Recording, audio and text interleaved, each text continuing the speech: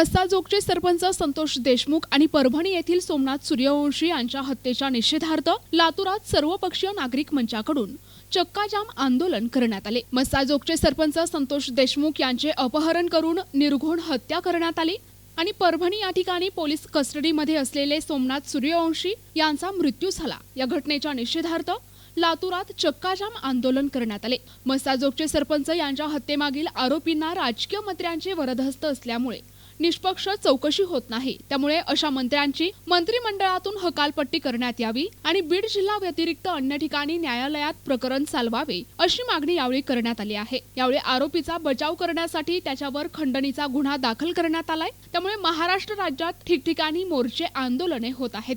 संबंधित आरोपीवर 302 अंतर्गत खुनाचा गुन्हा दाखल करण्यात यावा या मागणीसाठी लातूर शहर आणि जिल्हाभरातील मुख्य चौकात सकल मराठा समाज आणि सर्वपक्षीय नागरिक मंचच्या वतीने चक्काजाम आंदोलन करण्यात आले।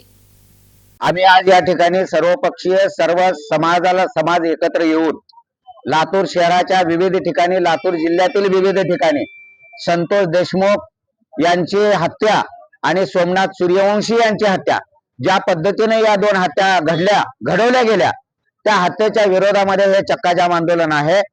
महाराष्ट्रामध्ये बऱ्याच हत्या झाल्या, परंतु संतोष देशमुखची ज्या पद्धतीने हत्या घडवली ते महाराष्ट्राला काळिंबा फासणारी आहे।